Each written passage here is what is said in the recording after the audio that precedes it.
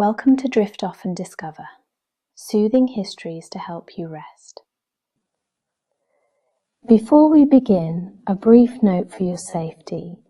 Please do not listen to this wander through history while driving or operating machinery.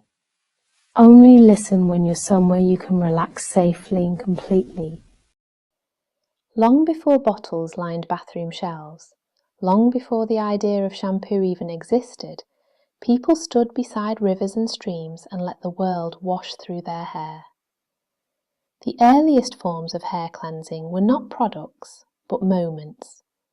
Quiet pauses in the day when water, earth, and simple plant matter came together in a slow ritual of care. Imagine a warm riverbank thousands of years ago. The air is still. The water moves with a soft whisper, brushing against smooth stones. Someone kneels at the edge, dipping their hands into the cool surface.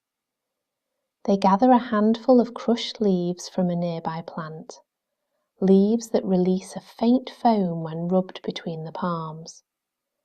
The scent is green and gentle. When they work it through their hair, the mixture lifts dust and oils while the river carries everything away. In ancient India, early forms of hair washing were already taking shape. People used the pods of the soapberry tree, which created a natural lather when soaped and pressed. The scent was mild and earthy, and the foam felt silky as it moved through the strands. It was not just cleansing, it was a moment of calm, a pause in the day that invited the mind to settle. Across the world, in ancient China, people steeped fragrant herbs in warm water. The steam rose in soft curls, carrying the scent of flowers and bark. Hair was rinsed slowly, with care and intention. The warm water loosened tension in the scalp, and the fragrance lingered long after the ritual ended. In early Mesopotamia, oils played a central role.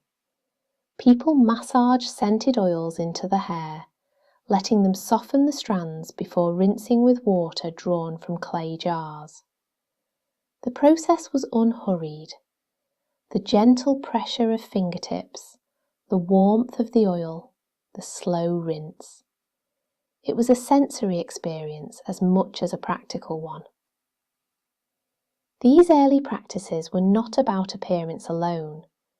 They were about comfort, health, and the soothing rhythm of tending to oneself. Hair care was woven into daily life, shaped by the land and the plants that grew nearby. Every region had its own quiet traditions, its own scents, its own textures. As the centuries passed, these simple beginnings would evolve into something far more complex. But here, at the start, everything was soft and natural. Water, plants, oils, and time. A world where hair care was a gentle ritual shared across cultures, long before the word shampoo ever existed.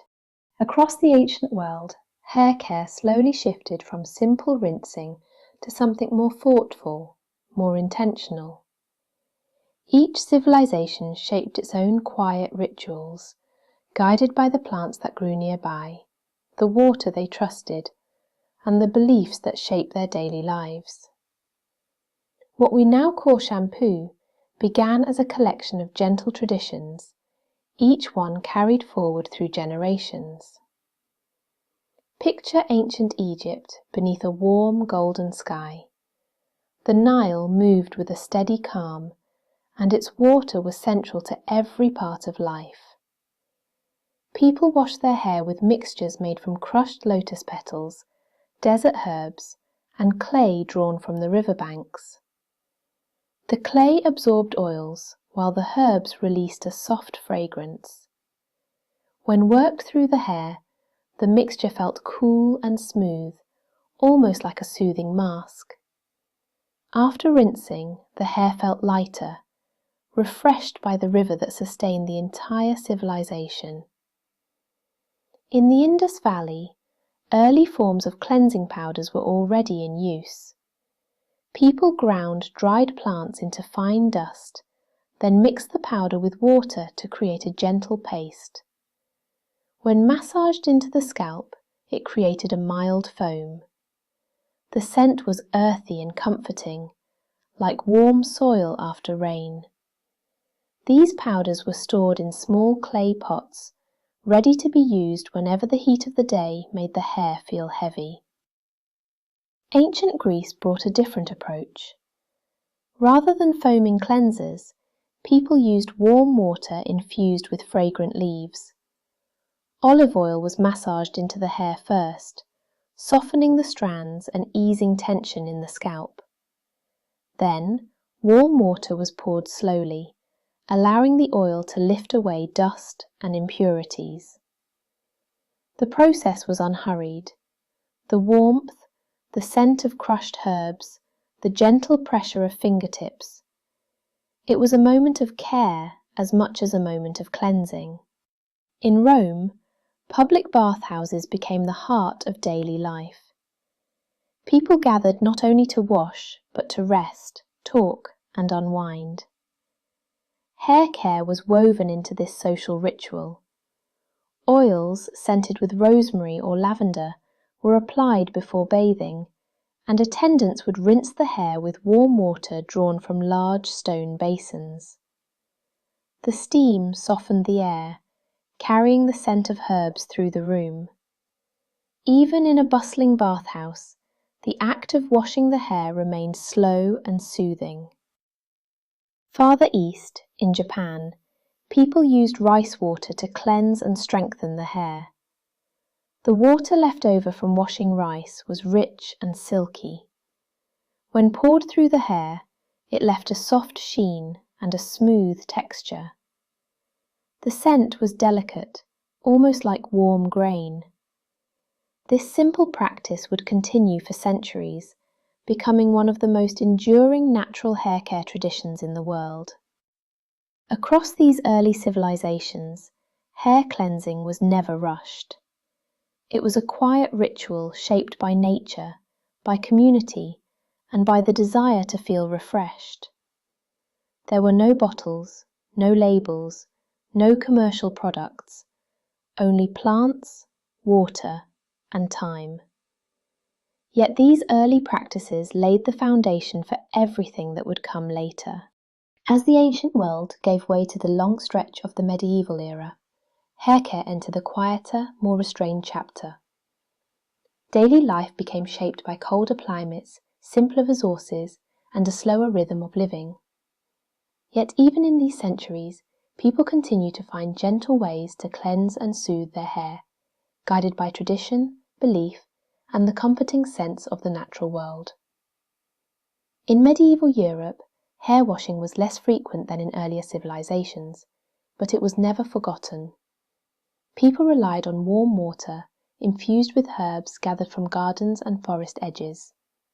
Rosemary, lavender, and chamomile were among the favorites.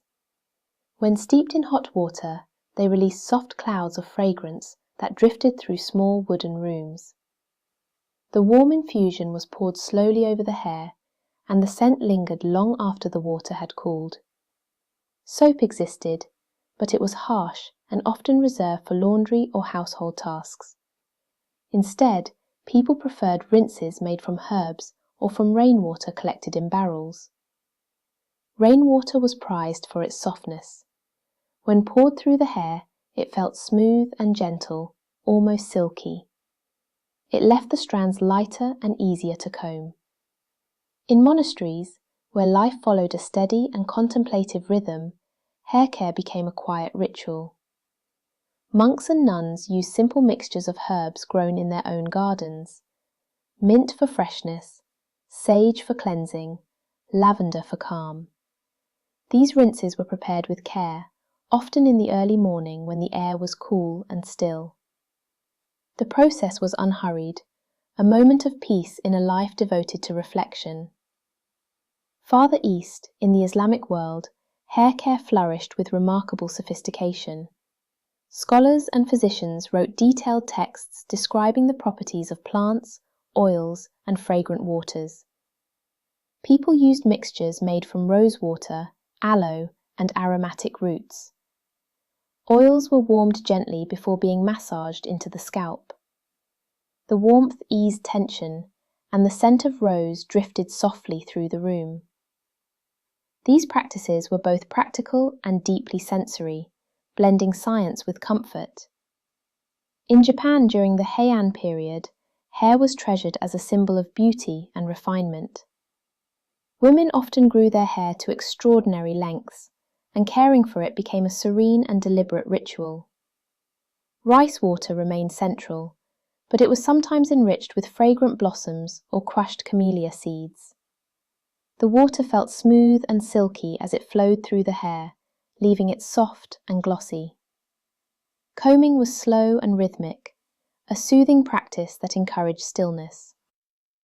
The Renaissance brought renewed curiosity to Europe. As trade expanded, new ingredients arrived from distant lands. People experimented with scented waters, floral infusions, and early forms of soap made with gentler oils.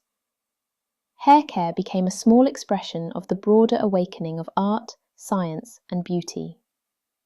In wealthy households, attendants prepared warm rinses scented with orange blossom or rose petals. The fragrance filled the air, creating a moment of quiet luxury.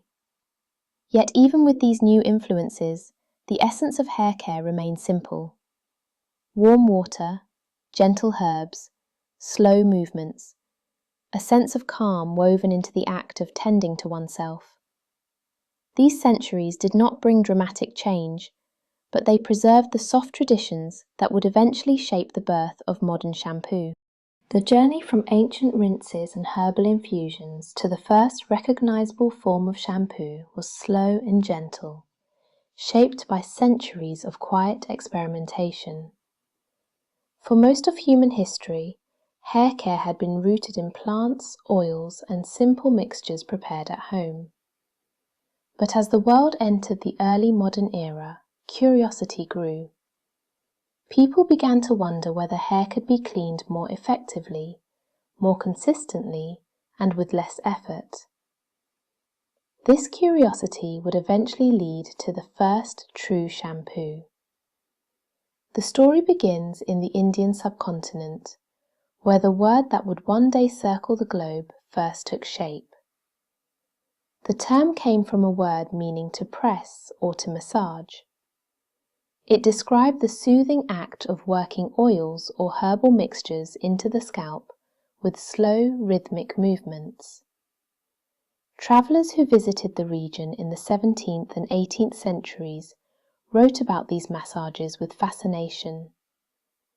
They described warm oils scented with flowers, gentle pressure along the scalp, and a sense of deep relaxation that lingered long after the treatment ended. When these travellers returned home, they carried the word with them. At first it referred only to the massage itself, but slowly the meaning shifted. People began to associate the word with the cleansing mixtures used during the ritual. These mixtures were often made from soap berries, herbs, and fragrant oils. They created a soft foam when rubbed between the hands, a foam that lifted dust and oils from the hair with surprising ease. In Europe, interest in these practices grew. The idea of a dedicated hair cleanser felt new and intriguing. Soap was still harsh, and many people avoided using it on their hair. The thought of a gentler alternative captured the imagination. Early attempts to recreate the mixtures described by travellers led to experiments with crushed herbs, floral waters, and softened soaps. The results varied, but the desire for something more refined continued to grow. By the 18th century, hair care had become a small but noticeable part of the expanding world of personal grooming. Bathhouses and barbers began offering treatments inspired by the massages described in India. Warm oils were applied to the scalp, followed by rinses made from softened soap and fragrant water. These treatments were soothing, almost luxurious. People left feeling refreshed, their hair lighter and cleaner. The 19th century brought a wave of scientific curiosity. Chemists began studying the properties of soap and experimenting with ways to make it milder. They explored new ingredients, new methods of preparation, and new ways to create foam. Slowly, the idea of a specialized hair cleanser took shape. Early versions were still rough by modern standards, but they represented a turning point. For the first time, people could purchase a product created specifically for washing the hair. These early shampoos were often sold as powders. The powder was mixed with warm water to create a thin paste, which was then massaged into the hair. The scent was usually floral or herbal, and the foam felt light and airy.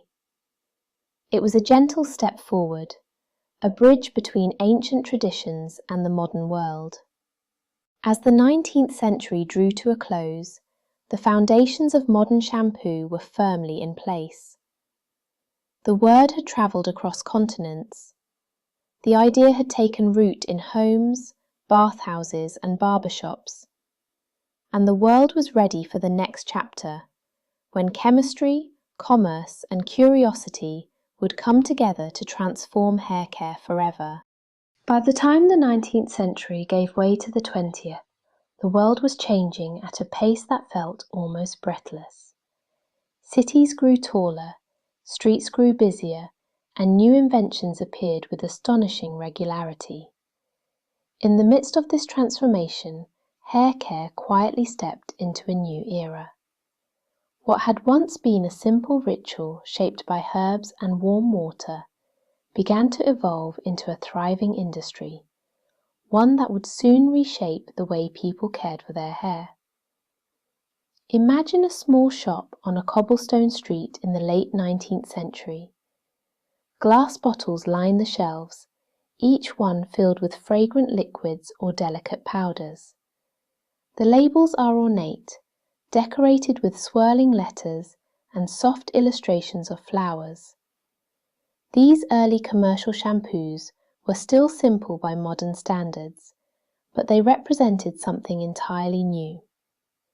For the first time, people could purchase a product created specifically for cleansing the hair, prepared by someone else and ready to use. Many of these early products were inspired by the herbal traditions that had been passed down for centuries. Soapberry extracts, chamomile, lavender and rosewater were common ingredients. The scents were gentle and familiar, evoking gardens and warm summer air. When mixed with water, the powders created a light foam that felt soft against the scalp. It was a small luxury, a moment of calm in a world that was becoming increasingly busy. As scientific knowledge expanded, chemists began experimenting with new ways to create foam. They discovered that certain ingredients produced a richer, more satisfying lather. This lather became a symbol of cleanliness, a sign that the product was working. People loved the sensation, the soft bubbles that lifted dust and oils from the hair. The experience felt indulgent, almost spa-like, even when performed at home. The arrival of liquid shampoo marked a turning point. No longer did people need to mix powders with water. Instead, they could simply pour a smooth, fragrant liquid into their hands and work it through their hair. The texture was silky, the scent often floral or citrus. The foam rose quickly, filling the air with a gentle fragrance. It felt modern, convenient and soothing. Barbershops and bathhouses embraced these new products with enthusiasm. A hair wash became a small ritual, offered alongside a shave or a trim. Warm water was poured slowly over the scalp, followed by a gentle massage with the new liquid shampoo. The foam spread easily, and the scent drifted through the room. Customers left feeling refreshed, their hair clean and light. As the 20th century approached, companies began to recognize the potential of this growing market. They invested in research, refining their formulas to make them gentler and more effective.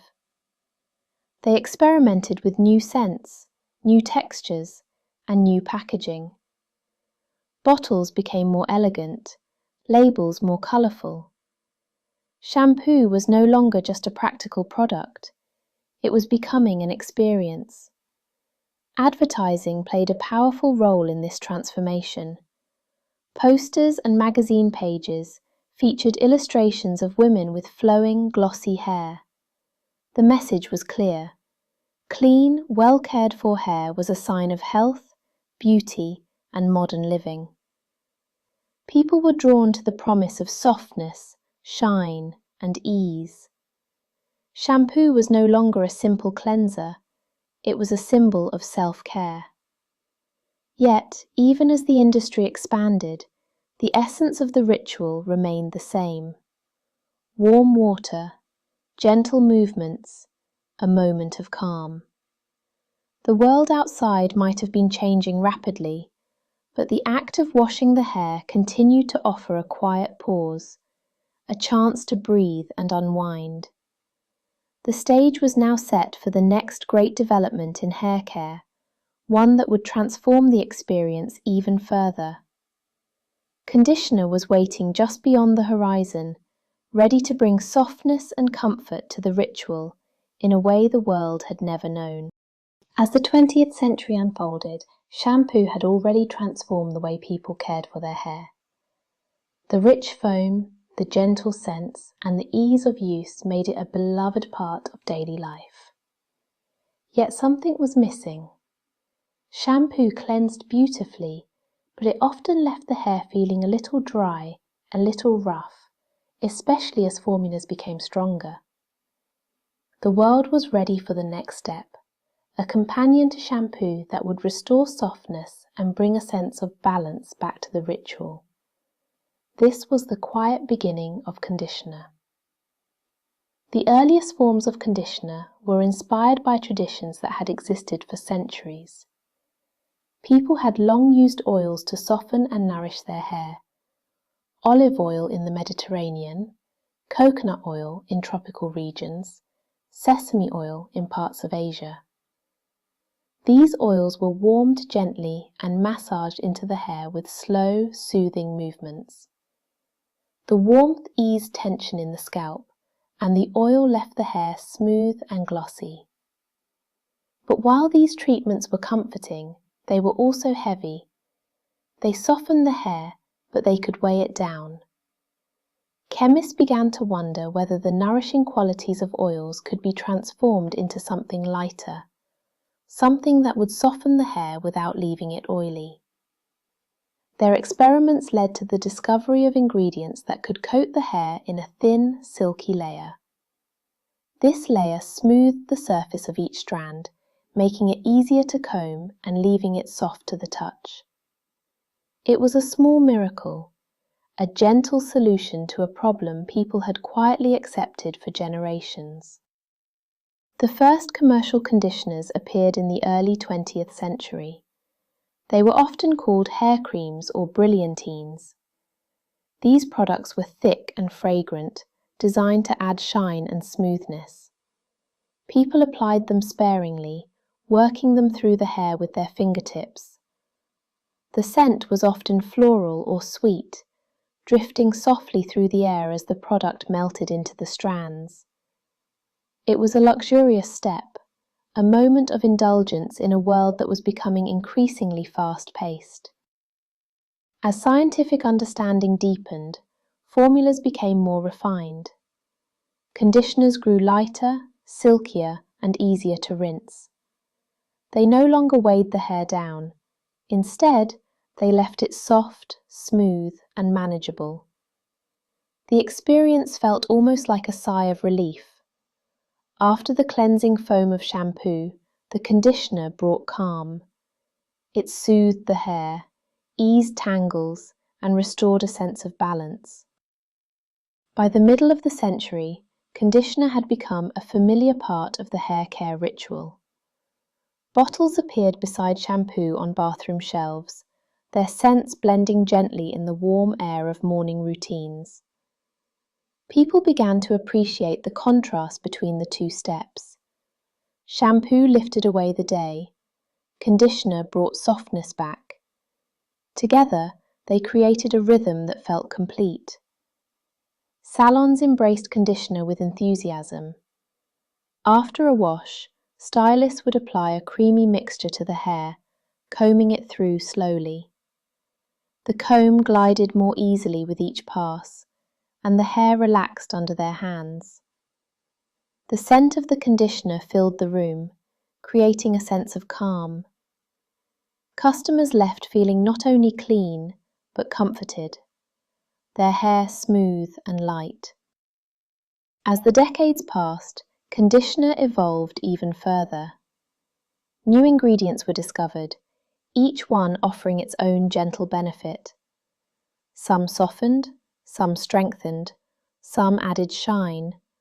Others protected the hair from the growing demands of modern life. Yet through all these changes, the essence of conditioner remained the same. It was a moment of care, a soft pause in the day, a way to restore comfort after the cleansing energy of shampoo. With conditioner now firmly established, the world of hair care was ready to expand again. Advertising, innovation, and global traditions would soon shape the next chapter, bringing new ideas and new rituals to the gentle act of tending to the hair. By the middle of the 20th century, shampoo and conditioner had become familiar companions in homes around the world. Bottles stood side by side on bathroom shelves, their scents mingling softly in the warm air of morning routines. Yet it was not until the rise of modern advertising that these gentle products stepped fully into the spotlight. What had once been simple tools of care became symbols of aspiration, comfort, and personal expression. This was the era when hair care found its voice. Imagine a living room in the early years of television. The screen glows softly, casting a warm light across the room. A commercial begins. A woman turns her head in slow motion, her hair catching the light as it moves. The strands look impossibly smooth, as though touched by a soft breeze. A narrator speaks in a calm, reassuring tone, promising softness, shine, and ease. For many viewers, this was their first glimpse of a world where hair care felt almost magical. Print advertising followed the same gentle rhythm. Magazines featured illustrations of flowing hair surrounded by flowers, sunlight, or soft waves of colour. The language was soothing, filled with words like silk, softness, and radiance. These images invited people to imagine a moment of calm in their day, a small ritual that could bring comfort and confidence. The act of washing the hair became more than a task. It became a promise of ease. Companies began to explore the emotional side of hair care. They understood that people were not simply seeking cleanliness, they were seeking comfort, reassurance, and a sense of well-being. Advertisements showed quiet moments in softly lit bathrooms, warm water cascading through the hair, steam rising gently in the air. The message was clear. This was a moment to breathe, to unwind, to feel cared for. As formulas improved, advertising highlighted new benefits. Some shampoos promised extra softness, others promised strength or shine. Conditioners were celebrated for their ability to ease tangles and leave the hair smooth to the touch. Each product offered a different kind of comfort, a different way to bring calm into the day. The variety felt exciting, yet the tone remained gentle. The focus was always on ease, on softness, on the quiet pleasure of caring for oneself. Television brought a new sensory dimension to these messages. Viewers could see the foam, the shine, the slow movement of hair in warm light. They could hear the soothing music, the soft voice of the narrator. These commercials created a feeling rather than a simple instruction. They invited people to imagine the warmth of water, the scent of flowers, the smooth glide of conditioner through the hair. It was a sensory experience delivered through a screen. Salons also played a role in shaping this era. Stylists recommended products with confidence, explaining how each formula could bring comfort or ease. Customers trusted their guidance, and the salon experience became intertwined with the idea of gentle, luxurious hair care. The warm water, the slow massage, the soft scent of conditioner drifting through the room. These moments reinforced the messages seen in advertisements, creating a seamless world of calm and care.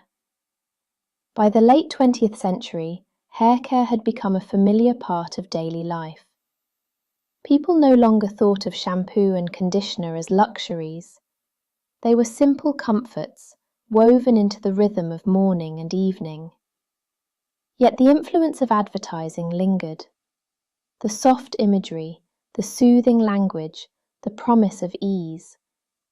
These elements shaped the way people felt about the ritual, turning it into a moment of quiet reflection. The golden age of beauty advertising did more than sell products. It shaped the emotional landscape of hair care. It taught people to see the ritual not as a chore, but as a gentle pause, a moment of calm in a busy world. And as the century continued, new traditions from around the globe would join this evolving story, enriching the ritual with fresh scents, textures, and ideas. As the 20th century continued, the world grew more connected. Ideas, scents, and traditions travelled across oceans, carried by trade, migration, and curiosity. Shampoo and conditioner were now familiar companions in many homes, yet countless cultures still held their own gentle rituals, shaped by local plants, climate, and history. These traditions offered something timeless, a reminder that hair care had always been rooted in nature and in the quiet rhythm of daily life. Imagine a warm morning in rural India. The sun has just risen, and the air carries the soft scent of earth and flowering trees. A bowl sits on a small wooden table, filled with crushed soapberry pods soaked in water. When stirred, the mixture creates a natural foam that feels silky between the fingers. People have used this gentle cleanser for centuries, long before bottled shampoo existed. The foam lifts dust and oils with ease, leaving the hair clean yet soft. Nearby, a second bowl holds a mixture of hibiscus petals and warm water. When poured through the hair, it leaves a faint floral scent and a smooth, conditioned feel. These traditions continue even today, cherished for their simplicity and comfort. In Japan, the long history of rice water remained a treasured practice. After rinsing rice for cooking, the milky water was saved and allowed to settle. The liquid that rose to the top was smooth and silky, rich with natural starches. When poured through the hair, it left the strands soft and glossy. The scent was delicate, almost like warm grain. This ritual was especially beloved in rural communities, where it became a quiet moment of care at the end of the day. Across the Pacific, in parts of Polynesia, coconut oil played a central role in hair care. The oil was warmed gently in the sun until it became liquid and fragrant. When massaged into the hair, it softened the strands and protected them from the salty ocean breeze. The scent of coconut drifted through the air, blending with the sound of waves and the rustle of palm leaves. It was a sensory experience, soothing and deeply rooted in the rhythms of island life. In the Middle East, centuries-old traditions continued to flourish. People used mixtures made from henna, aloe, and fragrant oils. Henna, when applied in a thin paste, left the hair feeling strong and conditioned. Aloe soothed the scalp, offering cool relief in warm climates. Oils scented with rose or jasmine added softness and a gentle fragrance. These rituals were often shared among family members, passed down through generations with care and pride. In Africa, natural clays and plant butters shaped hair care practices. Rasoul clay, found in the mountains of Morocco, was mixed with warm water to create a smooth paste. When applied to the hair, it cleansed without stripping away moisture. Shea butter, rich and creamy, was used to soften and protect the hair, especially in regions with dry winds. These ingredients felt grounding, connecting people to the land and to the traditions of their ancestors. In the Americas, indigenous communities used plants that grew in their own landscapes. Yucca roots created a natural foam when pounded and soaked in water. The foam felt soft and cleansing, leaving the hair refreshed. Other plants were used to soothe the scalp or add shine. These practices were shaped by deep knowledge of the land, knowledge passed down through stories and shared rituals. As global travel increased, these traditions began to influence modern hair care. Companies studied the properties of natural ingredients, incorporating them into new formulas. Coconut oil, aloe, rice water, and herbal extracts found their way into bottles on shelves around the world. People were drawn to the idea of returning to nature, of finding comfort in ingredients that had soothed generations before them. Yet, even as these traditions blended with modern products, their essence remained unchanged. They were moments of calm, shaped by the land and by the gentle act of caring for oneself. They reminded people that hair care had always been more than a task. It was a ritual, a pause, a way to feel grounded.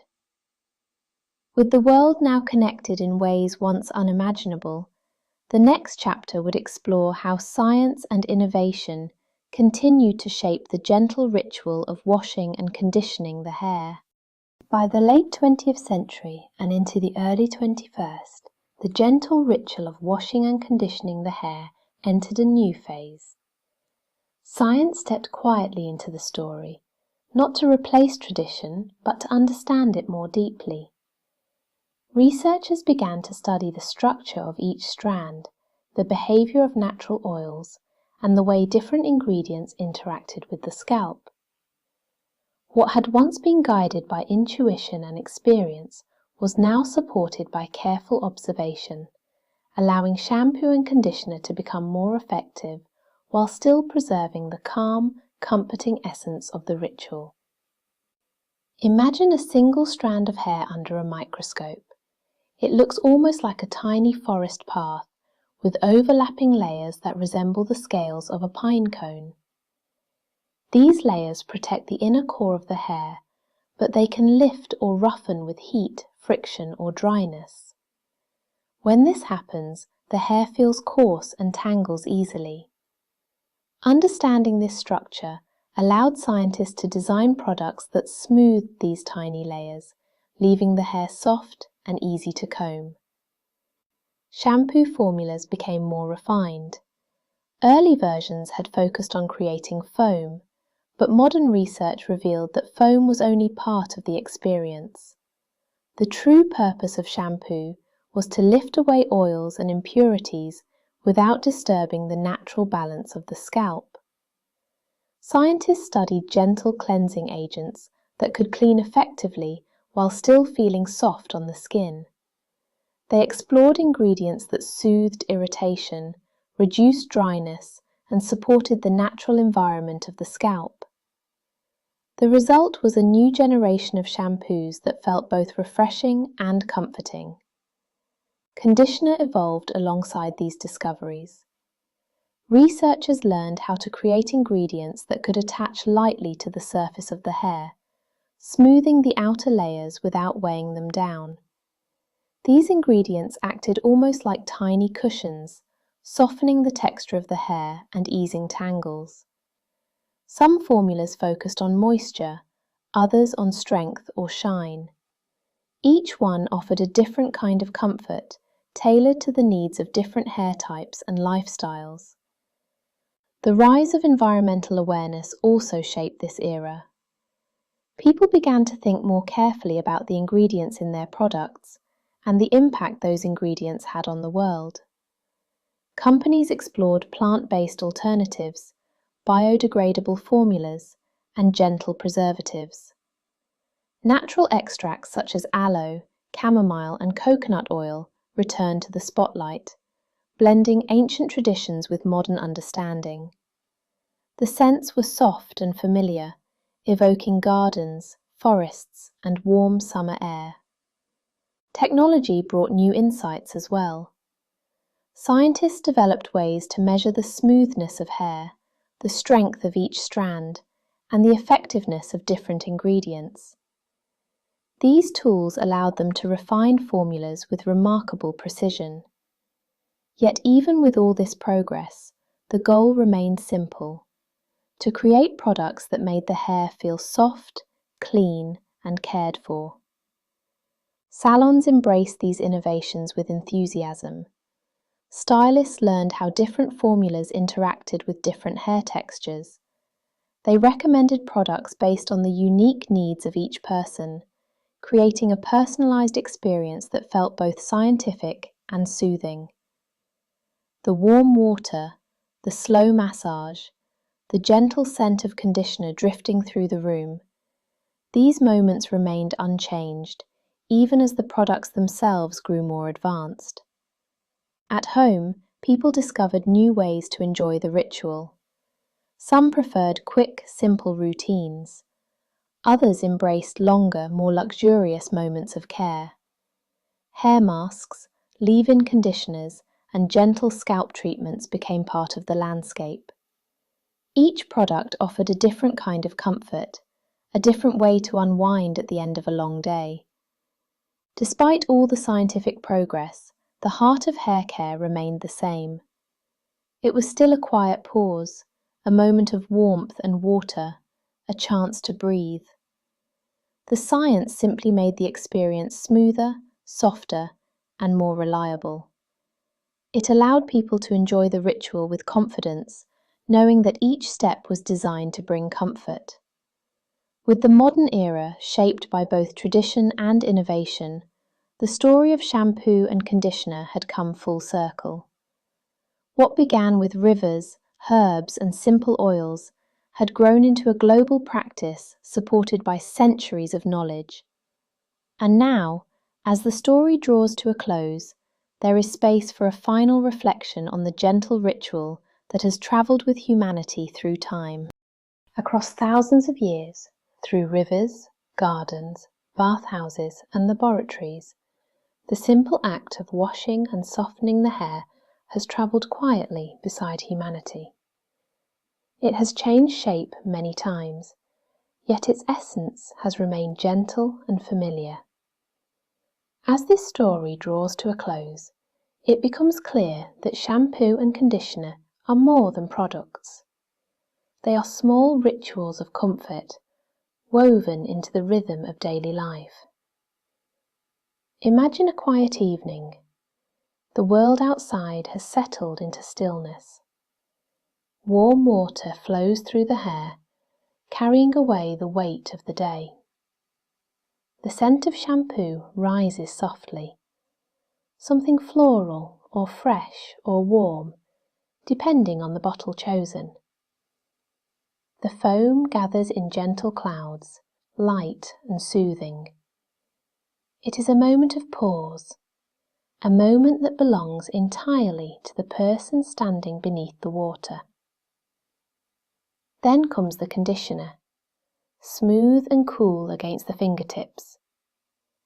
It glides through the hair with ease, softening each strand.